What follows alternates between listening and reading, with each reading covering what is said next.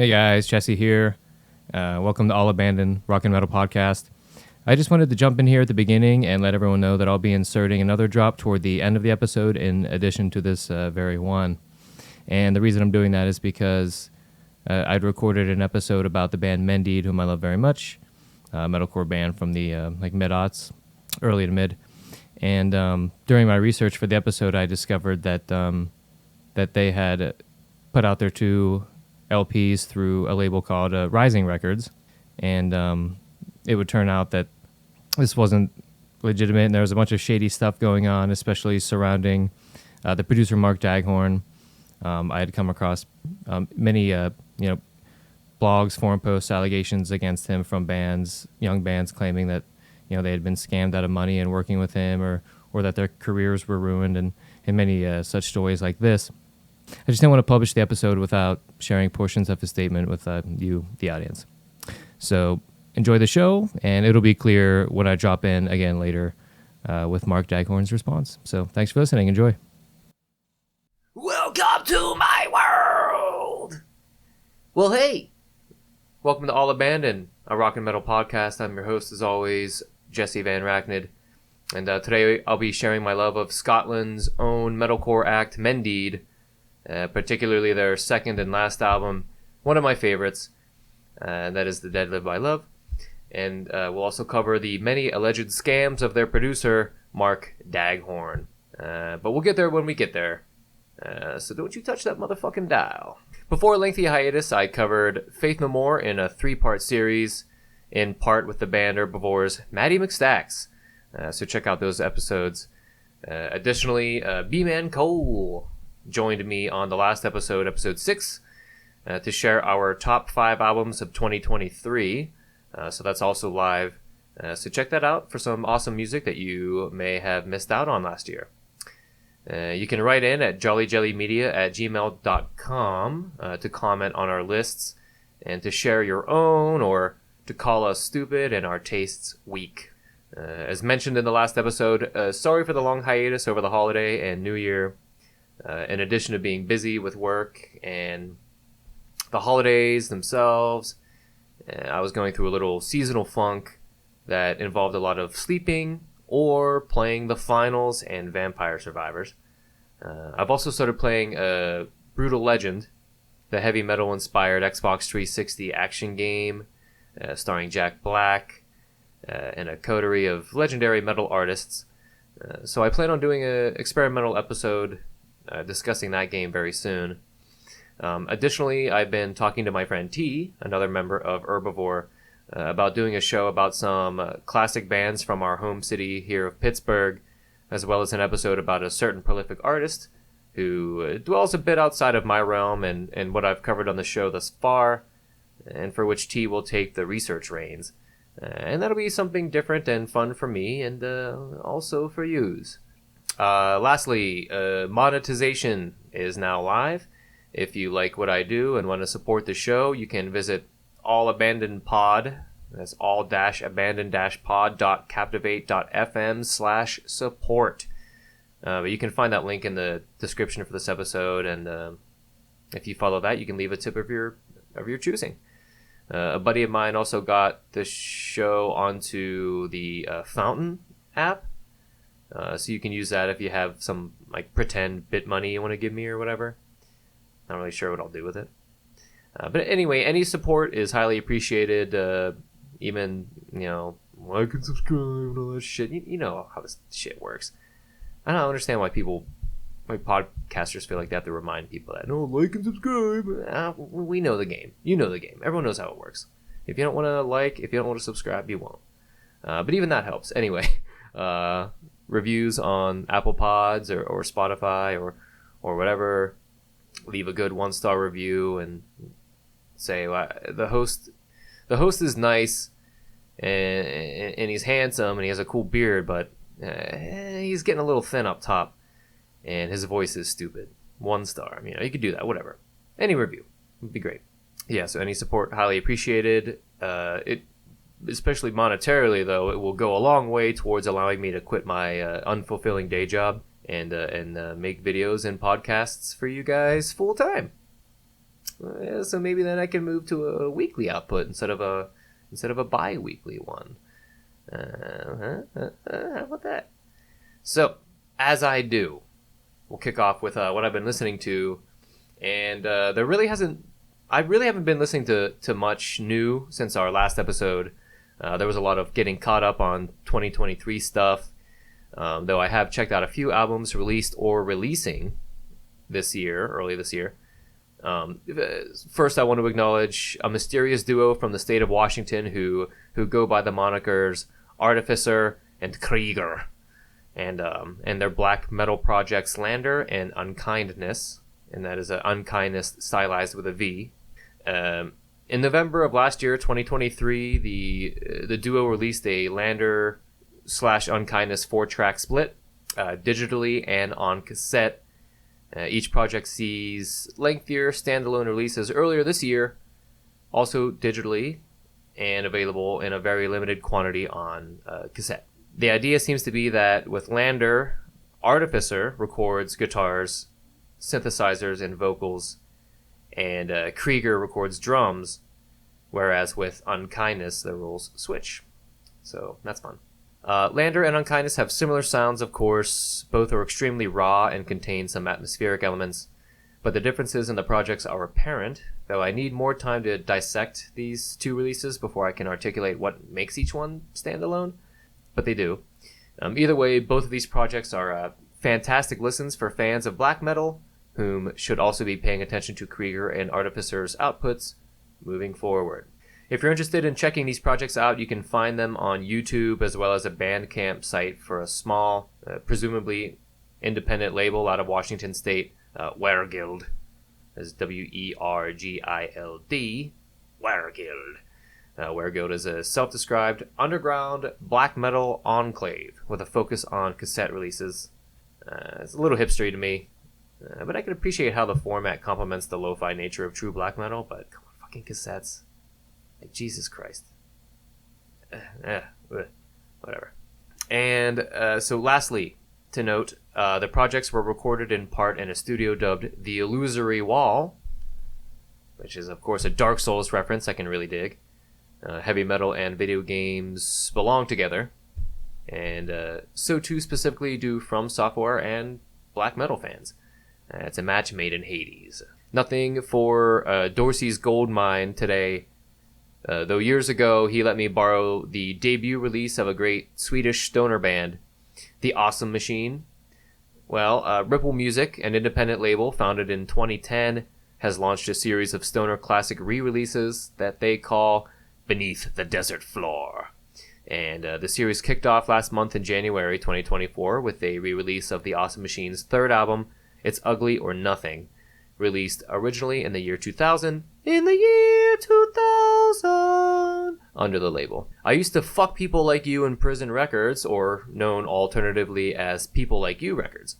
My dad was a People Like You diehard, I remember. In addition to ordering most of, if not everything that the label published, he had stickers on his lunchbox and everything else. Ironworkers Local Union, Pittsburgh, baby. So this little bit of research brought back a lot of memories for me with the People Like You and like the devil, like the grinning devil, you know, logo, whatever, mascot. So that was very fun. So check that out. The Awesome Machine, very good. But anyway, I have decided to go in a different nostalgic direction and touch on an area of metal I haven't covered yet on the show. And for this one, we're going full adolescent, goofy but pissed off, hairy but supple, book smart but street stupid, teenage Jeffy. Much like the present 30-some-year-old Jeffy, teenage Jeffy loved Cradle of Filth as much as the Ninja Turtles. He loved playing World of Warcraft more than he loved playing the drums. And when he wasn't growing scrappy, scrotal chin hair or pulling silly stunts at school, he got his hatred and angst out by listening to bands like the topic of this episode, Mendeed. So yeah, for me, Mendeed begins and ends with 2007's The Dead Live by Love. Unlike the majority of metalcore stuff that I've grown out of over the years, The Dead Live by Love saw Mendeed lean a bit more into melodic death metal, and that's a huge part of why this album is still so important to me to this day. But as I do here on All Abandon, we'll begin chronologically, and I'll focus more on Mendeed's magnum opus when we get there. So, Mendeed was formed in Dumbarton, Scotland by vocalist Dave Proctor, lead guitarist Steve Nixon, Steph Gildea on rhythm, Chris Lavery on bass, and Kevin Matthews on drums. The guys met as teens while attending school and began playing together as a hobby in 2000. In the year 2000! And since then, we're all still thriving in the utopian future. And World War III would never come to be. And everyone and their uncle just makes mad bizank, just sitting around making videos, talking about video games and heavy metal. And the basest human necessity in water still belongs to humanity and not a bloated corporation that was once mostly known for selling a boring candy bar. And that same bloated corporation would never lobby a hydration campaign through which everyone is told to drink at least a gallon of water per day, even though humanity survived on a fluid intake made up almost exclusively of ale and wine for centuries. And the masses were never tricked into giving up all their personal information and acute details about their very wants, needs, and habits to other bloated corporations. And foreign corporations and governments never use this data to undermine competing countries because they also love democracy, and democracy continues to reign unabated in the land of the free, and would never be challenged by the people chosen to uphold its existence for their own personal gain. And a former leader of the free world wouldn't encourage its allies be attacked by a rival authoritarian government. And also, Peter Steele's alive, and he's sober, and he's still putting out great records. And shit. Fuck. There I go in daydreaming denial again. Sorry for the digression, and as always, sorry for the alliteration. Anyway, after forming in 2000 and recording a couple early demos, Mendeed recorded their first EP in 2002 and released it themselves. This EP, called Killing Something Beautiful, can be found on Discogs, though the only one of the 4 tracks it contains that I could find is the title track, available on YouTube. Now, I'm sure it can probably be found on a blog spot somewhere, but I didn't care enough to look. Mendeed released a second EP the following year, titled As We Rise. And like their previous release and the EP to follow, it exhibits a raw sound that lacks a bit of refinement. And yet Mendeed's sound is very much there. The vocals can be a bit rough, but the drumming is fast and technical right out the gate, and mainly the clean vocals. Dave Proctor sounds pretty good even in the early stuff.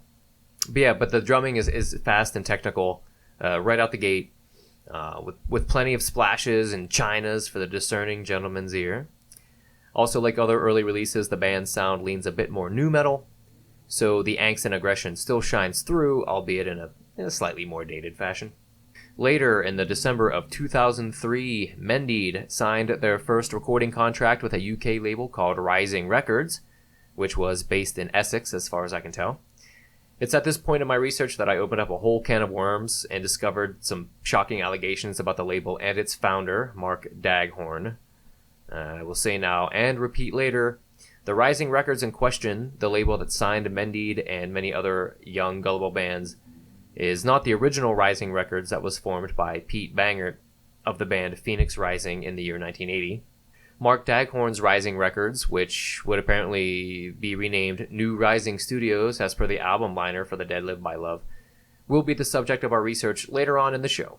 Anyway, after signing with Rising Records, later New Rising Studios, Mendeed recorded and released their third EP, From Shadows Came Darkness. And while still raw and not mixed particularly well, which now makes sense to me given what I read about Mark Daghorn, you can hear Mendeed's progress in honing their sound. The EP begins and ends with some pretty piano, and there's even some female backing vocals and good shredding solos herein. The latter of which thanks to the continued efforts of Steve Nixon. On this release, Dave Proctor is experimenting with some higher-pitched screams. Bassist Chris Lavery is continuing to improve his clean backing vocals. Steph Gildea's rhythm contributions are getting more nuanced, and Kevin Matthews continues to crush on drums. He just shines like right from the start. He's fantastic. But anyway, with this release, the band saw some airplay on local rock and metal radio stations and began extensive touring in support of Dragon Force, among other bands. Let me read that again. I'll probably keep it in, but whatever. With this release, the band saw some airplay on local rock and metal radio stations and began extensive touring in support of Dragon Force, among other bands. In 2004, they released a music video for the single Ignite the Flames, which saw airplay on MTV2's Headbangers Ball and 120 minutes, whatever. With all this, the band was ready to record their first full-length album, Yippee Skippy. And that album is This War Will Last Forever, released in the UK by Rising Records in 2005, and in the US in 2006 by German label Nuclear Blast. If you're listening to this, you know who Nuclear Blast is. Finally, Mendeed gets a level of production befitting them, at least in part. The bagpipe intro sounds great, and you get some backing violins or cellos or whatever for some tracks. More on that in a bit. But there's still a flatness in the metal body of the work. The metalcore is in full swing on this album, as the band wastes no time injecting some breakdowns on the second track, Beneath a Burning Sky. I'm not exactly a fan of breakdowns unless Sweden's In Mourning is doing them, but nonetheless they work for me here. Something about American bands drawing out breakdowns and over-relying on them for a sizable portion of their songs always pissed me off. Used sparingly, though, I can appreciate them for their place in time. And I must stress, that time was almost 20 years ago.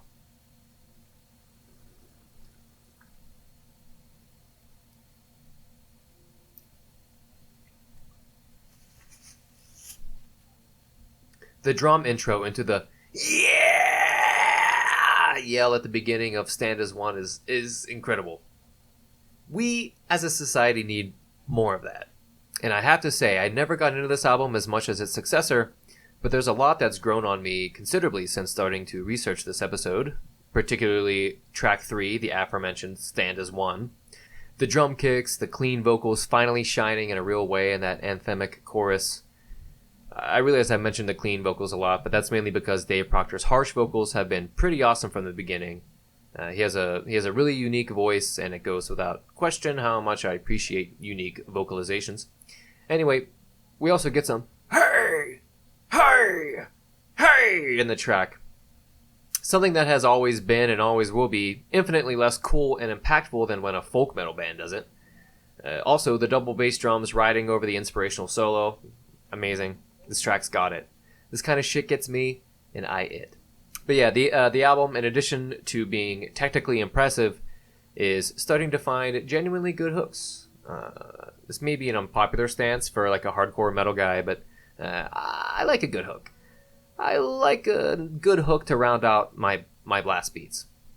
Sue me, dickhead. I couldn't find the publication, but there's a photo of a magazine article on Mendeed's Instagram that I think is interesting. And the article photographed reads thus. Scottish metalers Mendeed are joined on their forthcoming debut album by Many Rivers, a gospel choir from London.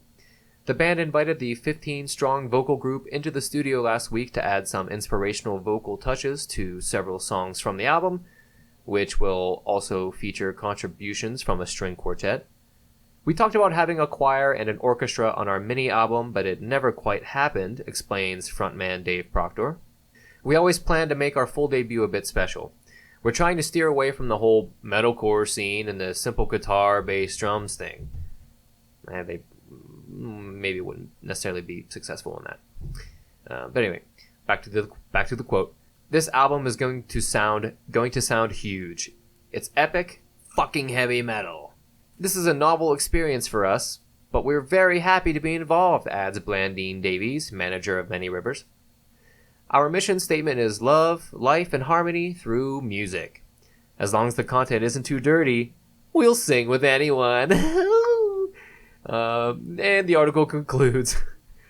Mendeed's album, This War Will Last Forever, is out on November 28 via Rising Records.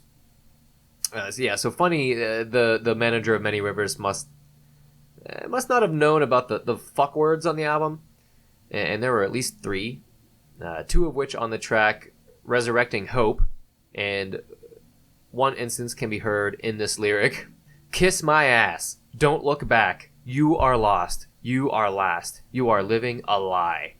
Do our eyes deceive our minds and search for light? Fuck you. Keep your self-righteous life and watch me grow. Watch me swell!" So, I guess they didn't, read all the lyrics before they decided to contribute to this album.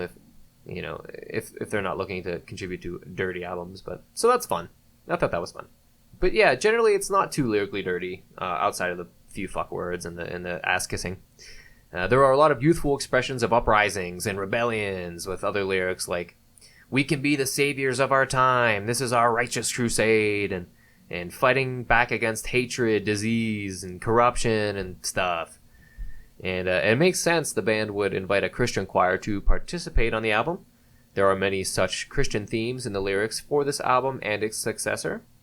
While I'm an atheist with a very high regard for LaVeyan Satanism, I've always been fascinated with religion, and I feel strongly that every individual is free to explore and take part in any religion that they see fit, so long as the beliefs such a religion promotes don't encourage violence toward other people.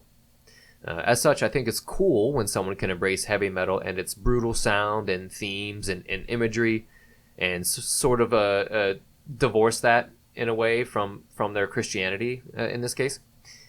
Unless being a Christian metal act is a band's outward shtick, like Demon Hunter, for example, it can be risky to embrace its messages insofar that it can alienate closed-minded, devil-loving, heavy metal diehards.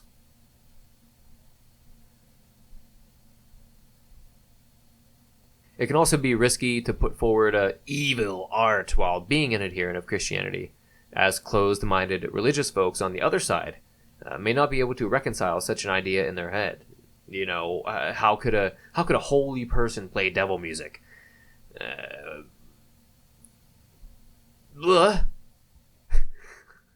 That's why I have a high degree of respect for Tom Araya from Slayer, for example, who is open about his Catholic beliefs, all the while screaming, "God hates us all!"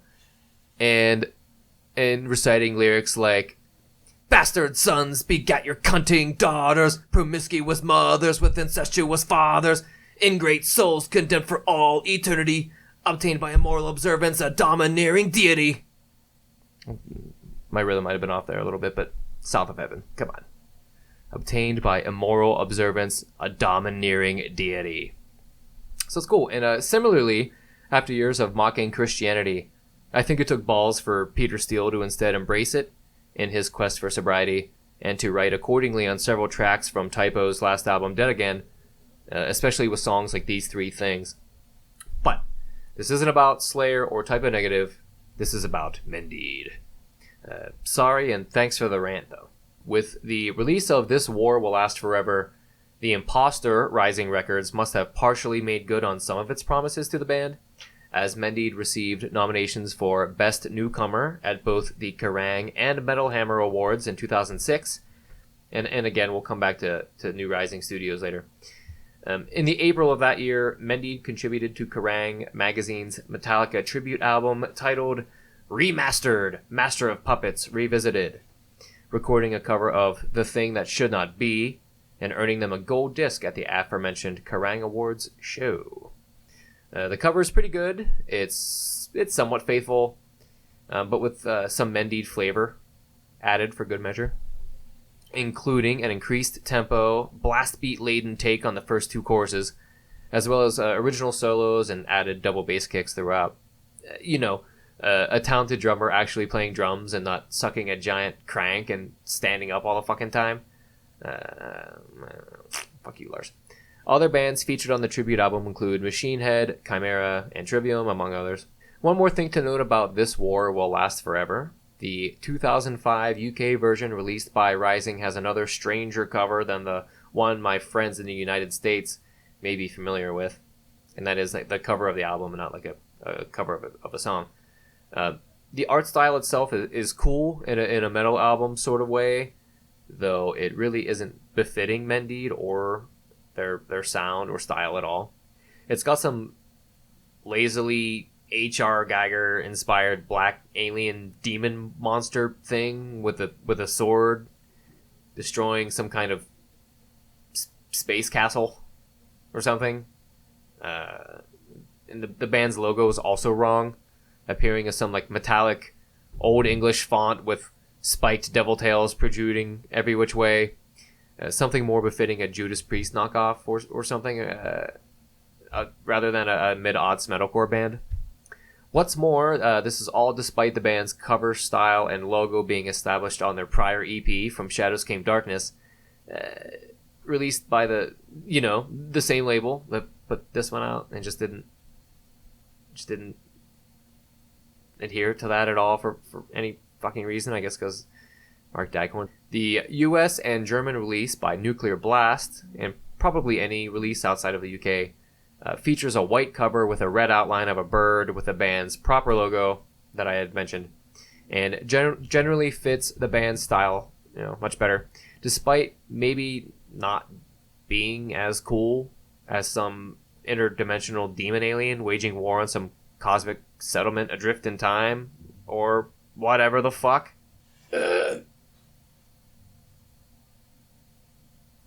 This finally brings us to the reason for the season for me, one of the most important albums of my hot young life.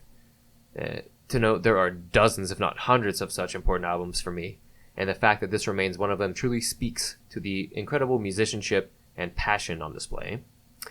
The album in question is, of course, again, The Dead Live by Love. The Dead Live by Love was released in the February of 2007, and despite being one of my favorite records, it marks the band's downfall in a way I didn't really understand before working on this episode.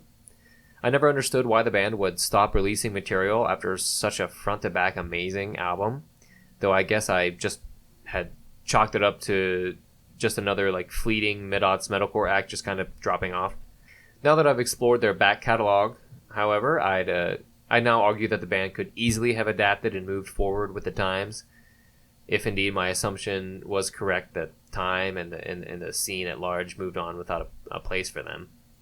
Though, really, The Dead Live by Love doesn't really sound dated to me at all. I think it sounds fine compared to, you can make that argument with some of their earlier releases, but I think The Dead Live by Love holds up perfectly.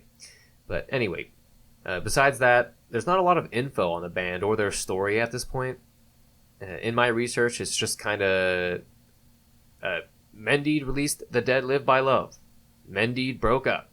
So, as promised, I will get into the why, but first I want to give this album its flowers in a Van Rachnid way, since it's the reason I wrote this episode to begin with.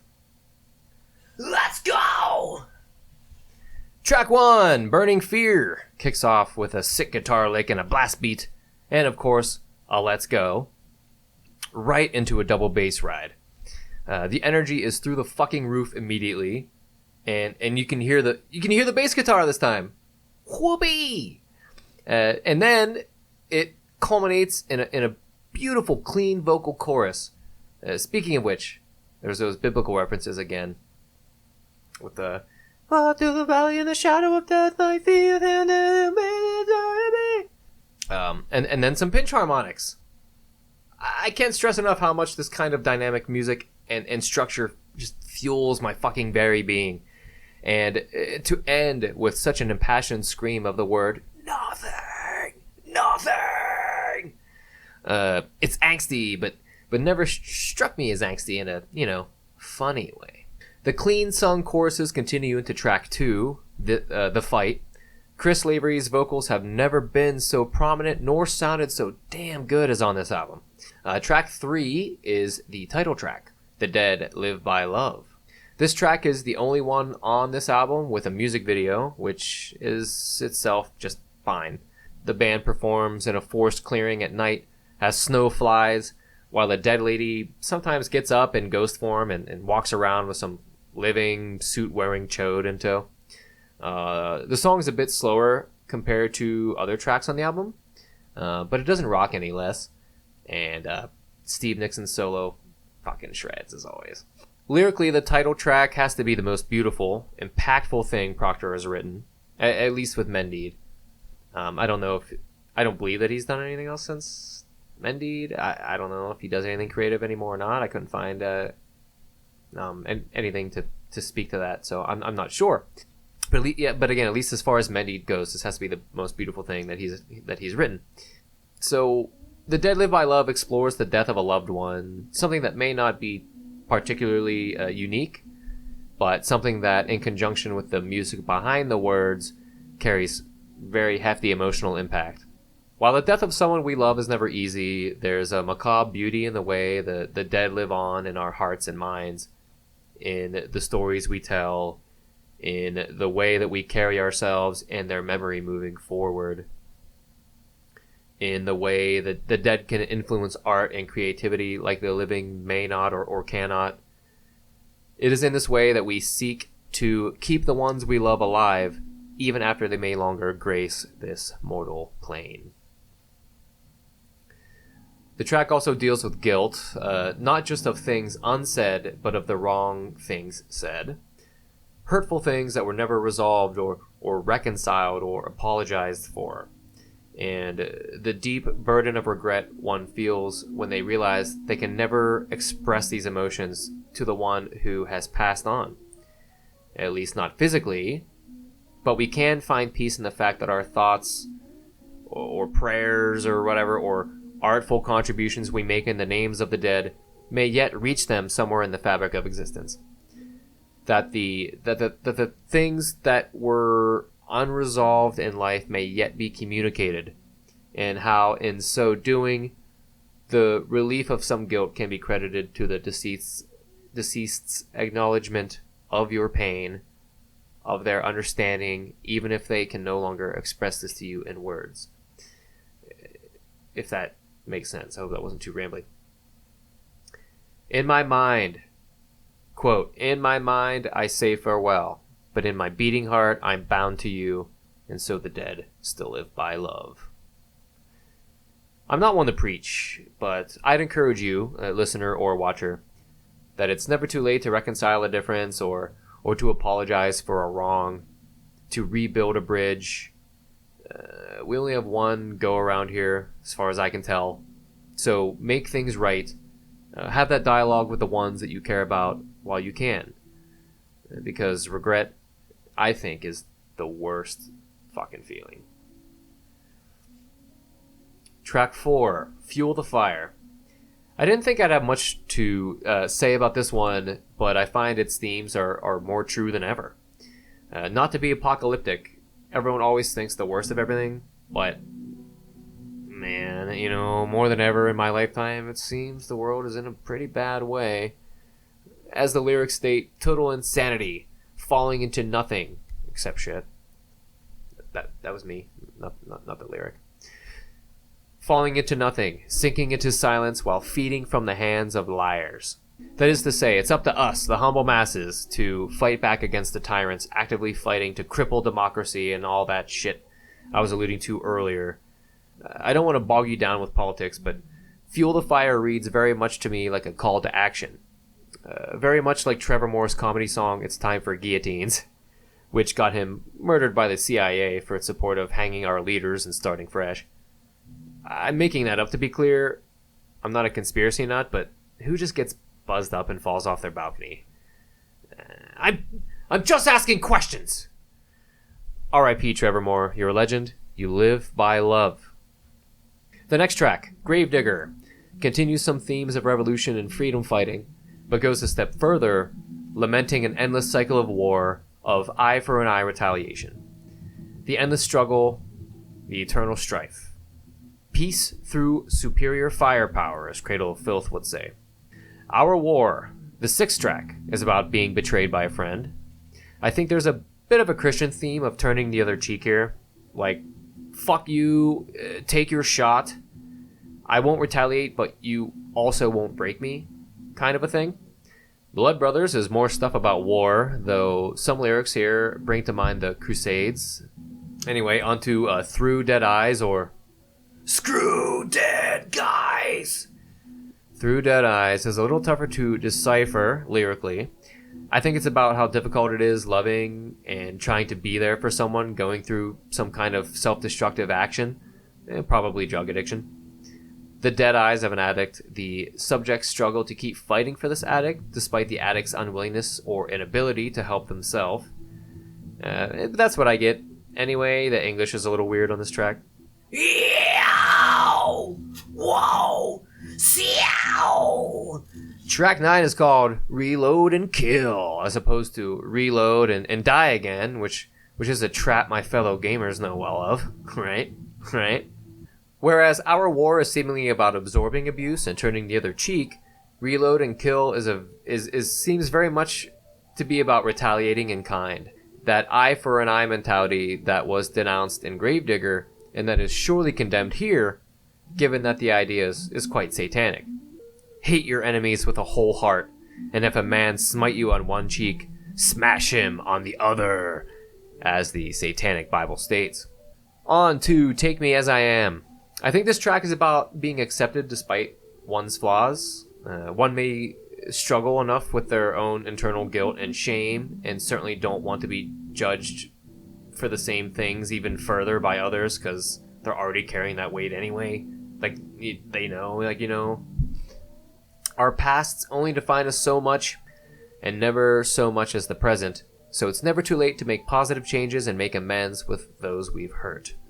Once again. Xiao! Well, fuck!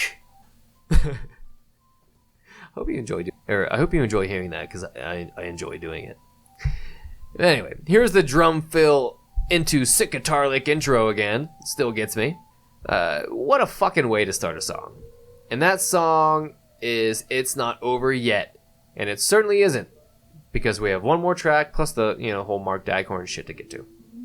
Anyway, this one's pretty personal to me.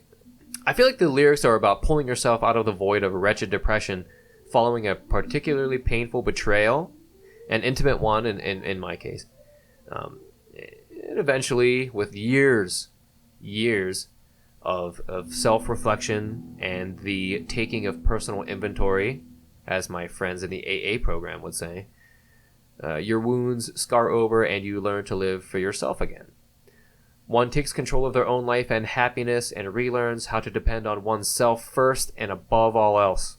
For only then can one move on from the trauma that for so many years defined them. And finally, we come to the final track, track 12, aptly named 13. I jest because this seems to actually have a significant meaning, I now realize. The number 13, I believe, is referring to a 13th disciple of Jesus, at least in a way. So there were 12 apostles of Jesus. The one always listed last, or number 12, is Judas Iscariot, who infamously betrayed Jesus to the Romans, and even in some accounts later taking his own life upon witnessing Jesus' resurrection. A lyric from 13 states, "You were the 12th disciple. You're never real and you're living denial. Come to me and you'll feel the power. Open up the wounds and we only see the lies."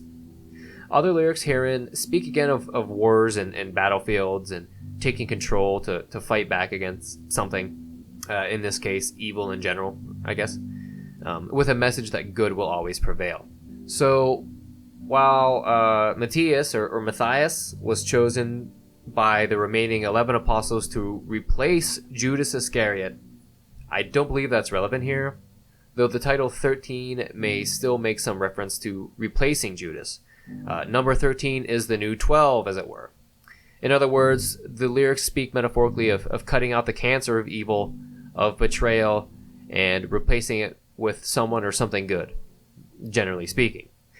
13 is about overcoming evil and negativity. The track starts with an epic riff that sounds like a conclusion.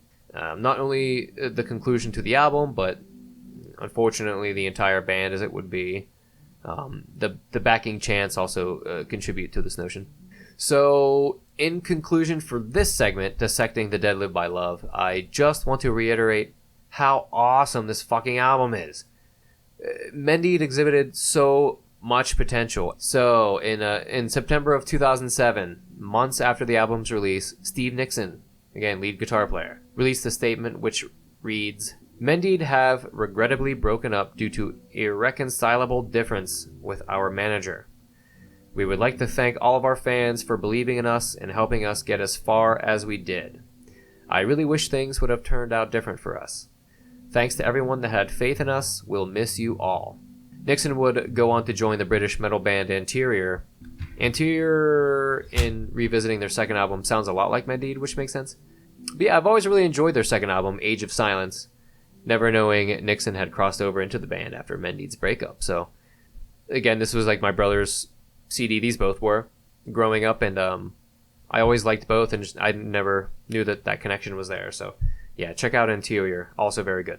And thus brings us to Mark Daghorn, founder of the Imposter Rising Records, that would later come to be known as New Rising Studios. During my research, I noticed that neither the Real or Imposter Rising Records has a Wikipedia page. I will reiterate that the original Rising Records was formed in 1980 by Pete Bangert of the band Phoenix Rising. It seems like this label has received a lot of grief, being mistaken for the imposter, so I just wanted to reiterate that again. So anyway, for anyone out there interested in conducting their own internet research, here's a free lesson for you. When Wikipedia fails you, and follow me here, you open up a tab on your browser, you go to this little mom and pop website called Google, or you might just search directly in your address bar because it's not 2006 anymore, and you type in a term related to what you'd like to inquire about. In my case, I typed in Rising Records. And this is key.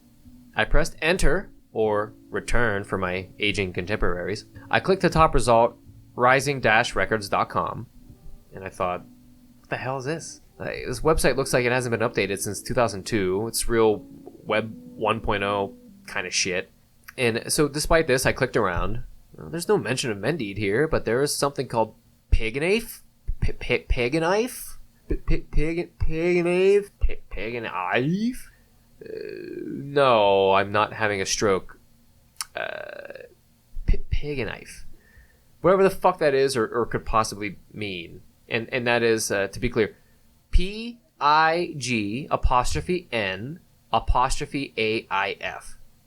Your fucking guess is as good as mine as to what sort of hallucinogen-fueled mania begat that name for a band. And no, I haven't checked them out yet. Maybe I'll report back on that next episode. So anyway, I checked the FAQ. It's frequently asked questions for those who aren't in the know. And discovered a link therein worded, "What happened to the ripoff label using your trade name?" The page reads thus. This is the website of the original Rising Records label. We have no relationship or connection with the metal label started in 2003 using our trading name and associated with either Mark Daghorn or Clacton, UK. Clacton seems to be a seaside town and resort in Essex and not an intergalactic race of warmongering crab aliens.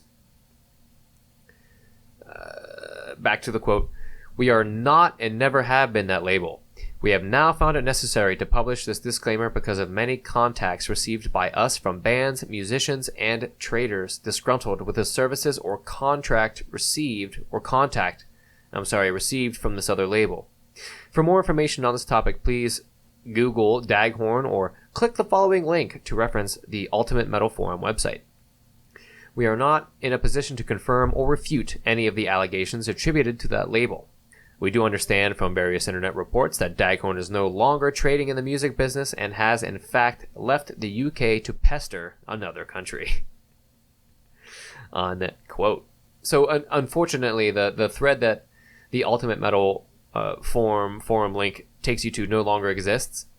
Ultimate Metal Forum exists, but the thread in question is gone. So at the behest of this fact, I did indeed Google Mark Daghorn, and I was surprised to see myriad results of individuals and bands condemning the label and its founder, Mark Daghorn.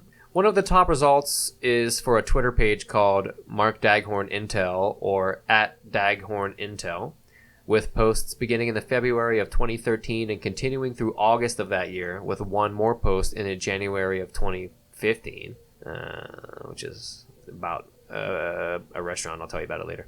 The majority of these posts link to posts in a Facebook thread, I believe called Mark Daghorn Info on Facebook, that I can't view because, as I mentioned earlier, I haven't had a Facebook since college. I could have made an account to do my due diligence for this segment, but, come on. I'm only one man. There's only so much time that a man has. So, anyway, this thread was created by someone that I assume had his or her own bad experience working with Mark Daghorn, and this person invites others to share their stories as well. And if the number of posts on the Twitter page are any indication, there are many, many accounts of people getting fucked over by Mr. Daghorn. The story basically goes that this guy started a label and again, couldn't even be bothered to choose an original name unless that was by design to confuse anyone who might catch on to his scam. So he starts a record label through which he would take advantage of gullible young bands like Mendeed. He'd make bands pay him upfront before rendering any service, with the promise of putting his victims' bands on the map. One poster claims his band was promised tours supporting Dragon Force, which, if you'll recall, actually happened for Mendeed after their first album. Daghorn would also promise to promote bands in publications like Metal Hammer and Kerrang. Again, Mendeed actually saw some of these promises come to fruition, though it seems most bands did not. So when bands and victims began coming together on forums and threads, sharing their stories, it became obvious that Daghorn was running a systematic scam. And as the word began to spread in 2011, get this, Daghorn leaves the UK for Barbados, where his wife is from. Let me pull some quotes from text posted on a text storing site called Pastebin that summarizes the info gathered from the aforementioned Facebook thread. And this isn't the full document, but it's a lot, so strap on, everybody. Under the Rising Records banner, that's Daghorn, sponsored industry awards and took out elaborate ad campaigns, of which many have never been paid for, to raise his company's visibility within the industry. He then actively sells bands the dream, the recording, manufacturing, and distribution of albums, tours supporting established acts, as well as complete promo packages complemented by professional PR campaigns. Bands who sign to this label on a DIY deal have to pay to record the album at his studios, with Daghorn overseeing the entire process. The band and label split profits 50-50. In almost all cases, he delivers substandard product, and in many cases, he has failed to deliver any product whatsoever. Advance fee fraud, as that would be known. Many bands have invested thousands of pounds and never even seen a royalty or sales sheet, let alone any payments. He charges between £5,000 and £20,000 for this professional service and has a roster of around 40 bands at present, which peaked at around 70 bands 2 or 3 years ago. And again, this is from the 2013 Facebook summary post thing.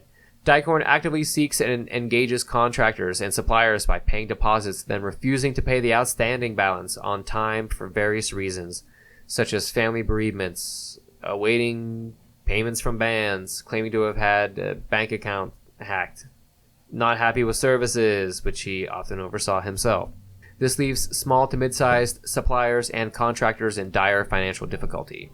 Driven to desperation and fearful of not getting paid for work, contractors/suppliers then endure his pressure tactics. He barters the price of finished work down to a pittance and makes small token payments on the basis that another quick turnaround project must be undertaken. For example, if you're owed £2,000 to £4,000 for 3 or 4 projects over a year or two, he might pay £200 to £750 pounds over the following year and refuse to pay any more unless you take on more work, for which again he will pay a deposit to tide you over until more money comes in from bands. This is rolling projects, and what starts off as a one-off project soon becomes a complex case of unpaid debts, unsigned contracts, almost all agreements are verbal, and work totaling thousands of pounds unpaid, and in many cases tens of thousands. When debtors refuse to take on more projects and demand payment, he regularly gets abusive, slanderous, and threatens frivolous legal action, whilst again claiming family bereavement or disaster/pity. At the end of November 2011, a message appeared on a UK music website claiming that Rising Records DIY contracts were a front for an ongoing and very profitable scam. It went viral due to so many bands/debtors realizing they were not the only ones who had seemingly been messed around by Daghorn for many years. In total, maybe 20 bands/debtors told their stories, with an average estimated loss per individual/band being anything from £5,000 to £20,000.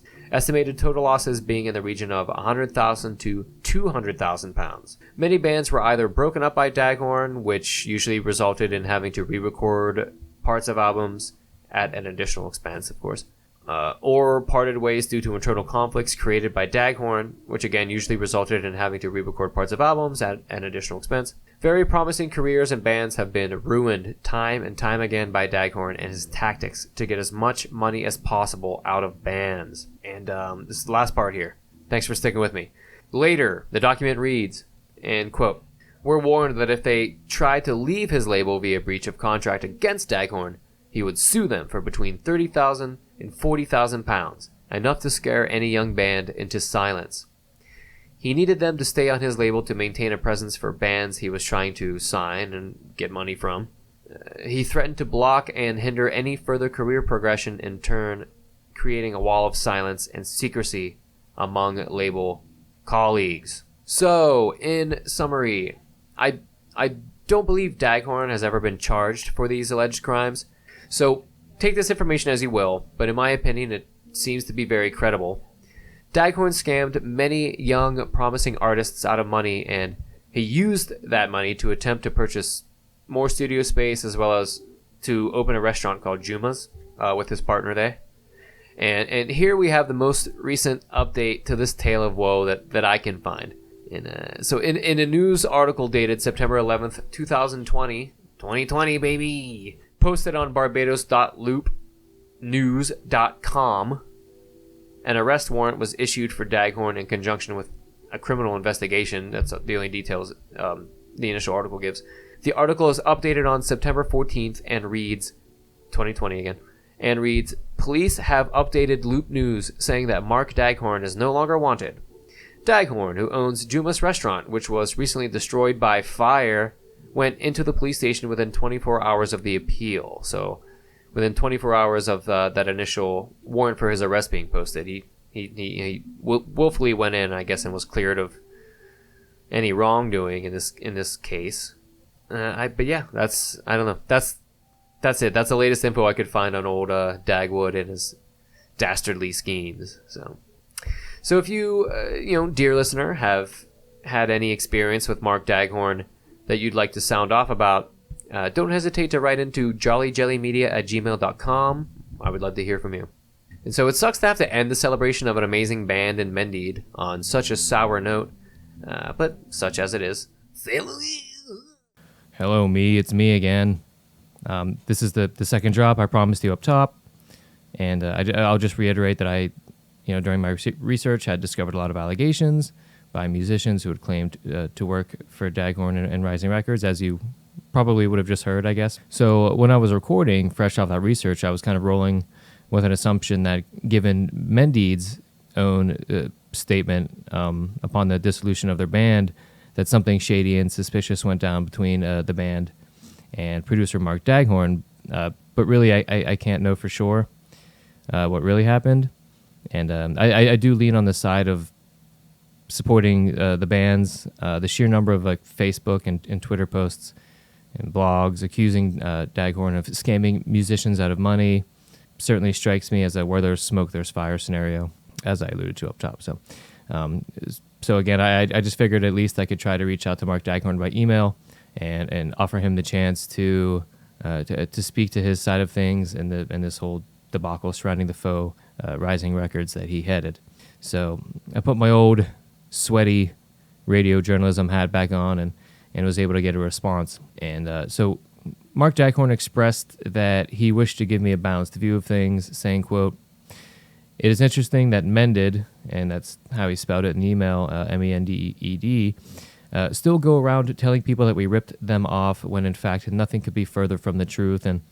And just to be clear, all I mentioned in my email to him was reading some of the damning accounts that I had mentioned, and I had cited Mendeed's own breakup announcement, which itself cited issues with management. So after making demos, so back to his email here. After making demos, quote, after making demos with the band in 2003, we signed them to Rising Records, and they did very well right from the first mini album. We got them several major tour supports and festival appearances, culminating in a rock chart top 5 entry for the Dead Live by Love album in 2006. At that point, right when they were about to go to the next level, they tried to get us to pay out the advance for the next album and refused to tour the current album unless we did so. The advance was not due until they started to record the next album, which was at least a year away. They then proceeded to refuse every major tour they were offered, including Killswitch Engage. They split up, owing us over £250,000, and we sued them for breach of contract, winning a court judgment against each of them as they were jointly and severally liable. They did not pay a penny of it. There were no legal charges, and we did not move to Barbados until 2012, 5 years after Mendeed had split up, having had further successes with Trigger, The Bloodshed, and The Dead Lay Waiting. And then Daghorn shares like a family tragedy that prompted the move to Barbados that I won't share here. Okay, so he continues. My wife and I worked incredibly hard for Mendeed. I would tour manage them, drive them, and do their sound, and my wife did their merch every night on tour. We didn't get a cent for it. I've always chosen not to speak out publicly and about this situation, and perhaps I should have done, but please, and this is how it says, I'm sorry, I'm getting tripped up. And perhaps I should have done, but please let me make it clear that I have responded to you so that at least you have a balanced view of things, but I do not wish to enter into further exchanges about it. The whole thing was too painful. So there is Mark Dagwood's account of everything. You can, make your own judgments or whatever, depending on how you feel, the information that's presented. And if you are a musician, or you were ever in a band, or ever worked with Mark Dagwood and want to write into the show, whatever you would want to share about that, you would be welcome to jollyjellymedia@gmail.com. So that's it. That's all I have. Hope it wasn't too disappointing. I'll drop you back into the regular show now, and then I'll probably do a wrap up there or something, but we'll see. If not, thanks for listening. This is All Abandoned, a rock and metal podcast. All Abandoned, a rock and metal podcast, a product of Jolly Jelly Media, is proudly recorded in Pittsburgh, Pennsylvania. All Abandoned is written, edited, and produced by Jesse Van Rachnid. The opening theme music was written by Matthew Van Horn and was recorded by Matthew Van Horn, Anthony Capozzi, and Nicholas Petruniak. You can write into the show by email at jollyjellymedia@gmail.com. Thanks for listening.